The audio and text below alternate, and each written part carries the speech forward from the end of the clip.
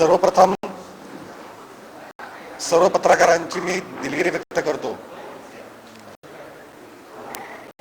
खरं तर अजित सिंह आता बोलत होतो म्हणलं आपण ब्रेकफास्टच्या वेळी बोलवलं होतं, पण आता लंचची वेळ झाली आहे. बराच वेळ तुम्हाला थांबावं लागलं. हा तयारी केली बघा, हात तयारी म्हणून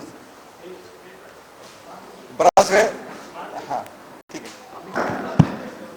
बराच वेळ थांबावं लागलं पत्रकारांना, त्याबद्दल दिलगिरी व्यक्त करतो. कारण मी निघालो वेळेतच होतो, पण भिवंडीपर्यंत ट्रॅफिकमध्ये इतका वेळ गेला की पुढे रखडत गेलं. असो, आज या पत्रकार परिषदेला माझा सहकारी सहमुख्य प्रवक्ता अजित चव्हाण,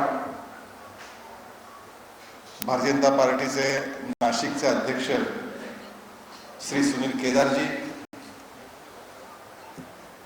महिला मोर्चा अध्यक्षा श्रीमती स्वाती भामरेजी, ॲडव्होकेट श्याम वडोरेजी, चित्रेश वसपटेजी आणि आमचे सहकारी प्रवक्ते आणि प्रसिद्धी प्रमुख, विभागीय प्रसिद्धी प्रमुख श्री गोविंद बोरसेजी.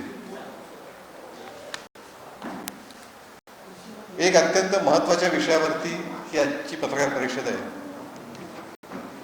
आपल्या सगळ्यांना ज्ञात आहे, माहिती आहे की 15 ऑगस्टच्या भाषणामध्ये पंतप्रधान नरेंद्र मोदीजी यांनी जीएसटी मध्ये बदल व्हावे,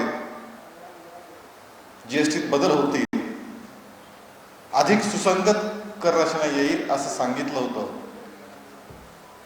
आणि त्यानंतर सर्वसामान्य माणसाची जीवनशैली सुखी आणि संपन्न करण्यासाठी मोदीजींच्या सूचनेनुसार जीएसटी मध्ये जो बदल केलाय हा एका अर्थाने सर्वसामान्य माणसाच्या समृद्धीचा हा महामार्गच आहे. पूर्वीचे असणारे 6 टप्पे ते कमी करत आणलेत आणि त्यामुळे जे अधिक सुटसुटीत करण्याचा प्रयत्न या वस्तू व कर सेवा रचनेमध्ये केलाय. एका अर्थाने थेट ग्राहकांना म्हणजेच सर्वसामान्य माणसाला दिलासा देणारा हा निर्णय. या घोषणेनंतर, जीएसटी काउन्सिलच्या घोषणेनंतर मी अनेक लोकांना भेटलो. या कर रचनेमध्ये ज्या सवलती पुढच्या काळात मिळणार आहेत त्यातनं अनेक मध्यमवर्गीयांची अनेक स्वप्न साकार व्हायला मदत होणार आहे.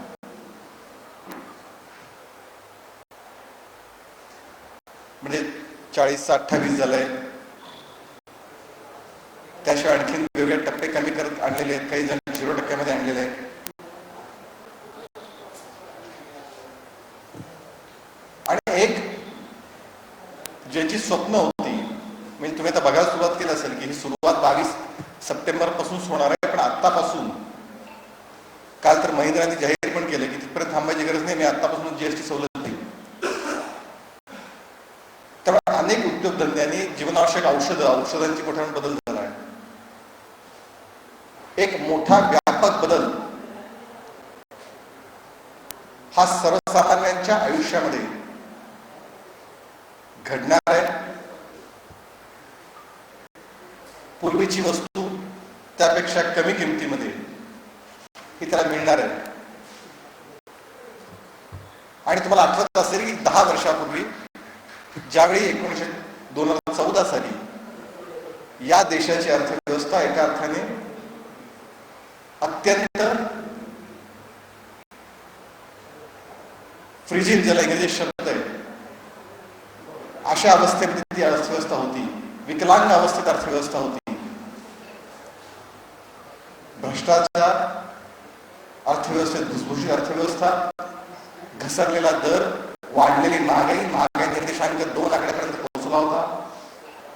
इथून तीच अर्थव्यवस्था गेल्या 10-11 वर्षामध्ये एक सातत्याने कठोर पावलं टाकत, योग्य पावलं टाकत, जनतेला दिलासा देणारी पावलं टाकत केल्यामुळे आज जे आपलं स्वप्न आहे महाशक्ती होण्याचं, त्या दृष्टीने मोठं पाऊल पडलेलं आहे.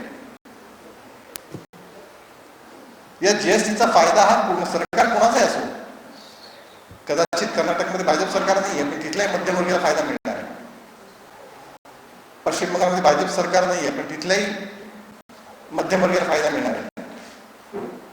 त्यामुळे गोरगरीब, मध्यमवर्गीय, उद्योजक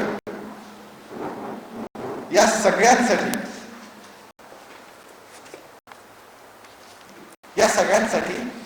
या जीएसटी बदलाचा उपयोग होणार आहे. आणि घसघशीत बदल हे सगळे केले आणि त्यामुळे हा समृद्धीचा एक प्रकारे मध्यमवर्गीयाच्या, गोरगरिबांच्या समृद्धीचा हा महामार्ग आहे असं वर्णन याचं मी करतोय.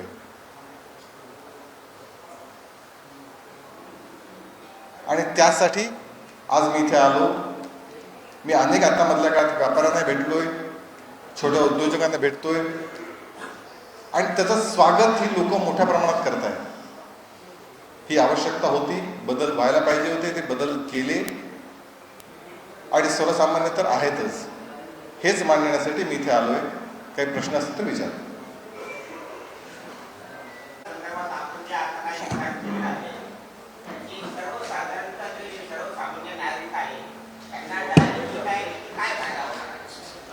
असं आहे, 40% जो जीएसटी होता तो 28% त्यापेक्षा कमी याच्यामध्ये तो आणलेला आहे. त्यावेळेस स्वाभाविकपणे एक मोठी रक्कम त्याची कर रूपाची ती वाचणार आहे. त्यामुळे थेट ह्याचा फायदा हा सर्वसामान्य माणसालाच होणार आहे, हे नक्की. आता isakal.com आहे देशातील नंबर 1 ची मराठी न्यूज वेबसाईट. प्रत्येक अपडेटसाठी isakal.com ला नक्की भेट द्या.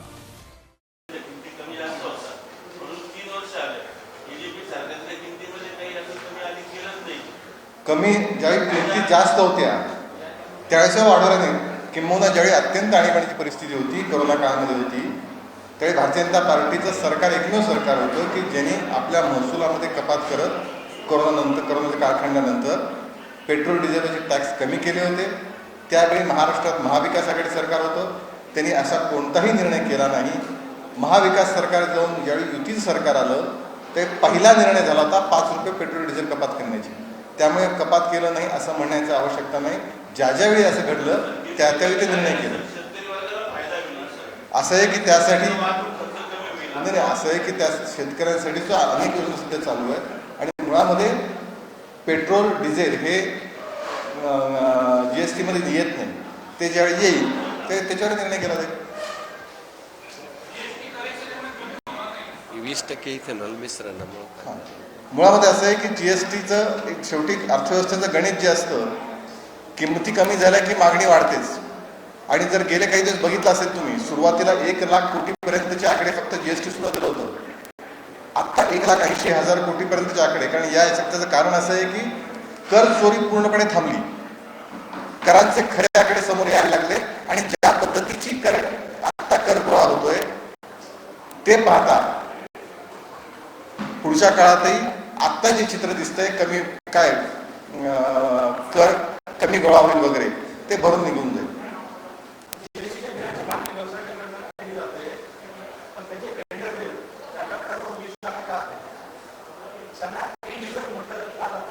त्यांना ही तांत्रिक सूचना आहे, ती नक्की पोहोचू म्हणजे केंद्र सरकारने. मी म्हणेन ना, तुमची सूचना तांत्रिक सूचना आहे, त्या सूचनेला नक्की विचार करून ती सूचना संबंधितकडे पोहोचू. अजून काही प्रश्न असतील तर विचारा.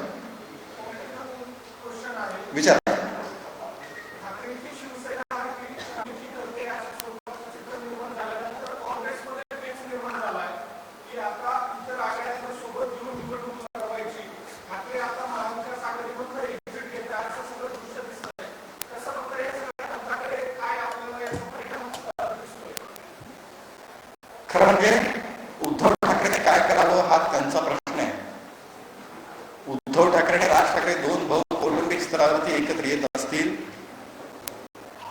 तर महाराष्ट्रात काय कुणी सगळे प्रत्येक स्वागत करेल. कुटुंबात जर 2 मध्ये जर एकी निर्माण होत असेल तर त्याचं स्वागतच आहे. पण याचा अर्थ त्यांचा एकत्र येण्याचा राजकीय अर्थ जर कोणी काढत असेल तर महाराष्ट्रासमोरचा हा प्रश्नच नाही. ही चिंता ते दोन भाऊ, त्यांचे काही ठराविक कार्यकर्ते यांच्यापुरता प्रश्न आहे. महाराष्ट्राच्या जनतेसमोर त्यांच्या विकासाचे प्रश्न आहेत. मुंबईकरांसाठी त्यांची मेट्रो महत्वाची आहे, मुंबईकरांसाठी कोस्टल रोड महत्वाचा आहे, मुंबईकरांसाठी अटल सेतू महत्वाचा आहे, मुंबईकरांसाठी चांगलं सुसह्य जीवनमान महत्वाचं आहे. मी मुंबईचा उल्लेख मुद्दाम केला कारण मुंबई ते दोन सगळं चित्र बदलेलं असं एक चित्र बोलत होतं म्हणून सांगतो.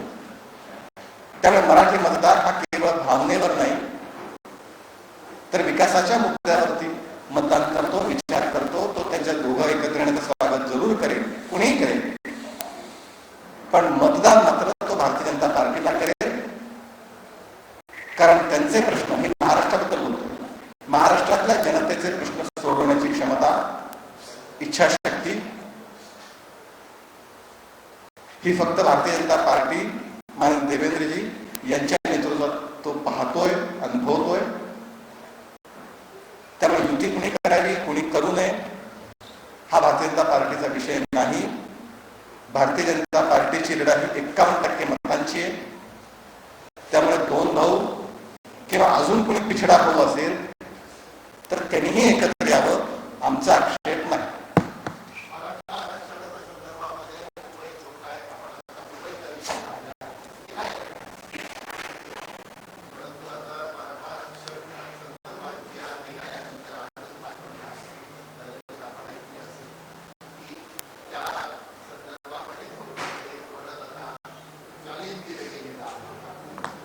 सरकारने मुळात अशा 2-3 गोष्टी मांडल्या पाहिजे.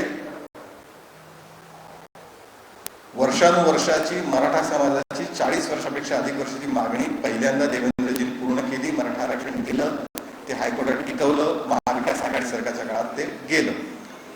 त्यानंतर पुन्हा आता नव्याने पुन्हा एकदा मराठा समाजाच्या इच्छा आकांक्षांना, त्यांच्या स्वप्नांना पूर्ण करण्याचं काम, त्यांच्या मागणीला न्याय देण्याचं काम माननीय देवेंद्रजींनी केलं. आता स्वाभाविक आहे महाविकास आघाडीतील लोक आशाभूतपणे यात सरकार अडचणीत येऊन आपल्याला मतांचं काही आरक्षण आपल्यासाठी काही होत आहे का हे पाहत होती. पण त्यांना यश मिळालं नाही. त्यामुळे काही अतृप्त आत्मे हे नक्की वेगळे उद्योग प्रकार करणार, कोणी कोर्टात जाणार. सरकारने आधीच याच्यावरती काळजी घेतली आणि जे काही सरकार निर्णय घेईल, मराठा आरक्षण असेल, ओबीसी आरक्षण असेल, अन्य आरक्षण असतील, ती न्यायालयामध्ये कायद्याच्या कसोटीवर टिकतील याची काळजी सरकार घेईल.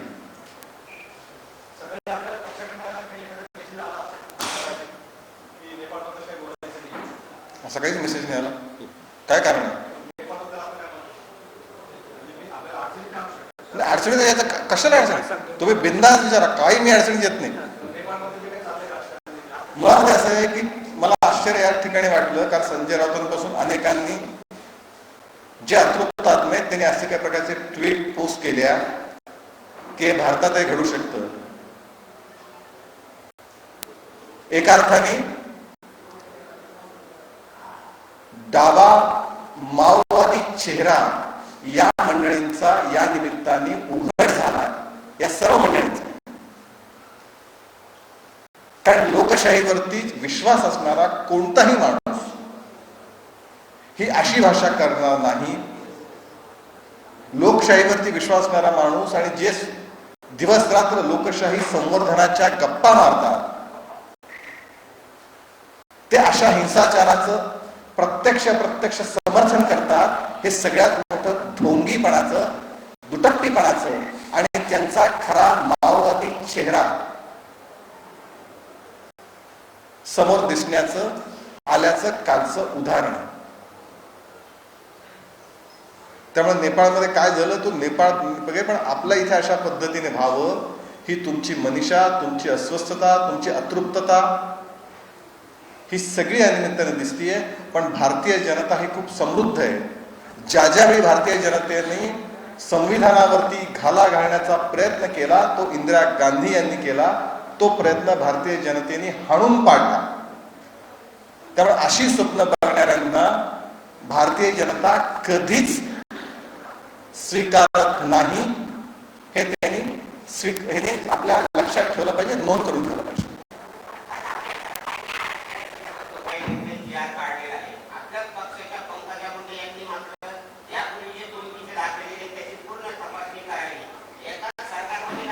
नाही, मला अजिबात नाही, पंकजा त्यांची काहीच वेगळी भूमिका नाही आहे. असं आहे की या सगळ्या विषयामध्ये शेवटी अंतिमतः आरक्षणाचा हेतू काय आहे? योग्य व्यक्तीला आरक्षण मिळालं पाहिजे. त्यामुळे तो आरक्षण मिळालं पाहिजे ही सगळ्यांची भूमिका आहे. काहींचा विरोध नाही. आपण नीट तपासून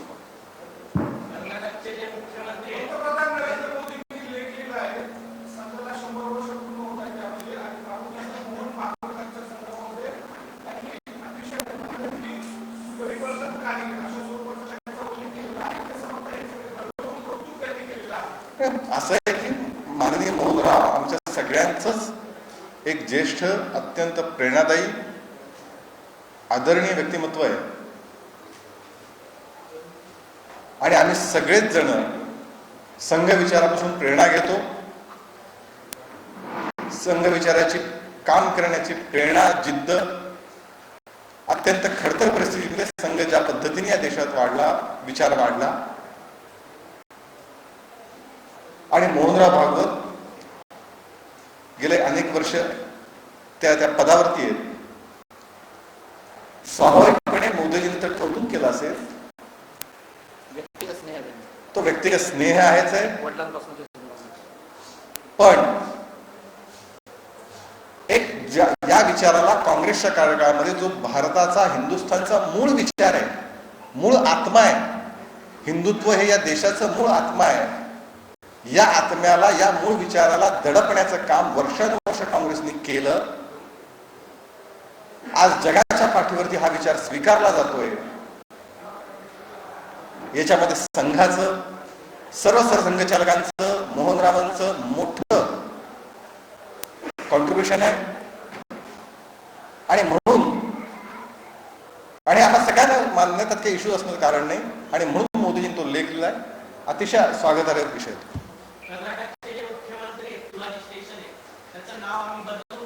हेच सगळ्यात मोठं काँग्रेसचा खोटा शिवाजी प्रेम वारंवार पुढे येते. मग ते अगदी पंडित नेहरूंचा पहिल्या चरित्रातलं पहिला तो उल्लेख शिवाजी महाराजांचा, जो नंतरच्या मध्ये बदलण्यात आला, पहिल्या वृत्तीमध्ये होता तो नंतर बदलण्यात आला. तिथून वारंवार आपण अशा घटना बघितल्या की काँग्रेसच्या कथनी आणि करणीमध्ये हे नेहमीच अनेक विषयावरती अंतर राहिलं. त्यात छत्रपती शिवाजी महाराजांचा तो विषय. छत्रपती शिवाजी महाराज फक्त नावापुरतं, घोषणा देण्यापुरतं त्यांनी वापरलं. पण वेळ येताच काही ठराविक समाजाचं लांगुलचालन करण्यासाठी वेळ प्रसंगी ते छत्रपती शिवाजी महाराजांचं नाव बदलायला मागे पुढे पाहत नाहीत. यापूर्वी कर्नाटकमध्ये पुतळा हलवण्याचं काम त्याच सरकारच्या, त्याच काँग्रेस आमदाराच्या, त्याच काँग्रेस नगरपालिकेच्या काळात झालं होतं. आताही तेच होतंय. त्यामुळे काँग्रेसच्या कथनी आणि करणीमध्ये कसं अंतर आहे याचं उत्तर देणार हा उदाहरण. एक आता तुम्ही विचार करा.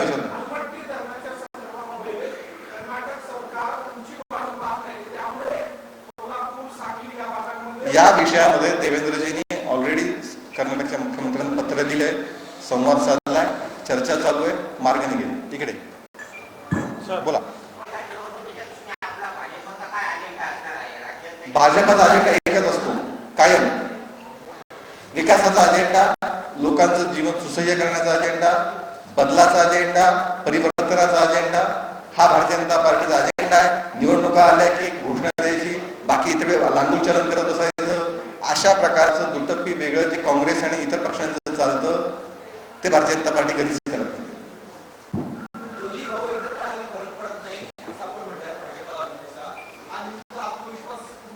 मी सांगितलं ना, हा आत्मविश्वास मराठी मतदारांवरच येतोय. 2014 पासूनचा इतिहास काढून बघा. 2014 पासून मुंबईमध्ये भारतीय जनता पार्टीचे सर्वाधिक आमदार, त्यावेळच्या एकत्रित शिवसेनेपेक्षा जास्त आमदार. दुसरा मुद्दा, महापालिकेला जवळपास आमच्या त्यावेळच्या एकत्रित शिवसेनेची जागा सारखी. तिसरा मुद्दा, हा लांब झाला का आता बेस्ट निवडणूक झाली, त्याच्यामध्ये दोन्ही भाऊ एकत्र आले होते, तरी सुद्धा एकत्र येऊन ते दोघांचं एकही जागा ते निवडून आणू शकले नाही. तिथं पूर्ण मराठी मतदार होते त्या मतदान करणारे. प्रश्न असा आहे की तुम्ही असं लगेच म्हणाल की काय तेवढं 10,000-13,000 मतदारांना तुम्ही हे करता, पण लिटमस टेस्ट किंवा मोठमोठे सर्व्यांचा सॅम्पल सर्वे असाच असतो. आणि मराठी मतदाराला मगाशी म्हणालो की त्याच्या जगण्याचे विकासाचे मुद्दे आता महत्वाचे आहेत. मुंबई गेले अनेक वर्षांवर सत्ता राखून सुद्धा मुंबई लुटली कुणी हे त्याला माहिती आहे. आणि म्हणून तो मुंबईकर सर्वसामान्य मराठी मतदार हा भारतीय जनता पार्टीच्या पाठीशी उभा आहे, हा विश्वास आहे.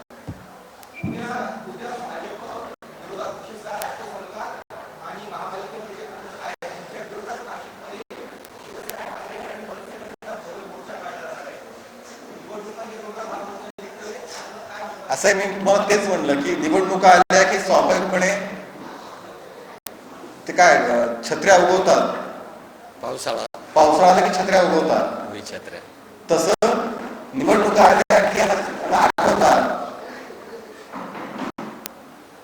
त्याची उत्तरं ठोस तितक्याच प्रभावीपणे भारतीय जनता पार्टी नक्की देईल.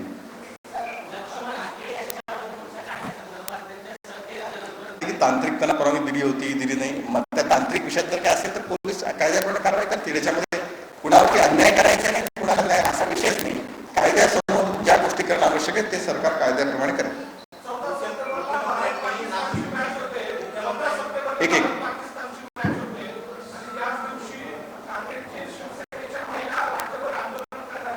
मला असं वाटतं पहिल्यांदा जावेद मियाँची खुर्ची जी अभिमानी मातोश्रीत ठेवली आहे, अजूनही ज्या खुर्चीवरती जावेद बसला अशी सांगणारी खुर्ची अभिमानाने अजूनही मातोश्रीमध्ये आहे. ती खुर्ची पहिल्यांदा काढून मातोश्री समोर जाळा आणि मग बाकीच्या गोष्टी बोला. याच लोकसभा निवडणुकीमध्ये ज्या पाकिस्तानच्या सहाय्याने ज्यांनी बॉम्बस्फोट घडवला त्या दाऊद इब्राहिम गँग मधला एक जण जो तुरुंगात होता, इतकी शिक्षा झालेला बॉम्बस्फोटातला, तो उबाठाच्या उमेदवाराचा उघडपणे प्रचार करत होता. हे आपण पाहिलंय. त्यामुळे त्याची उत्तर अगोदर द्या आणि मग सिंधुदुर्ग वाटपाच्या गोष्टी करा. आपला इतिहास अगोदर आठवा.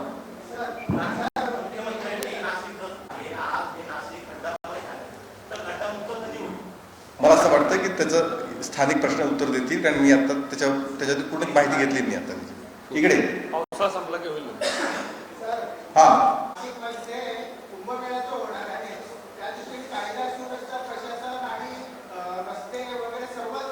मला असं वाटतं कुंभमेळ्याची तयारीसाठी पूर्ण नियोजन माननीय मुख्यमंत्री स्वतः, माननीय कालच आले होते, माननीय गिरीश भाऊ, हे सगळेजण तयारी करतायत. एक अत्यंत उत्तम शहर नाशिक कुंभमेळ्यापूर्वी तयार होईल याचा पूर्ण विश्वास मला आहे. धन्यवाद. मला वाटतं काही प्रश्न संपले होता. शेवट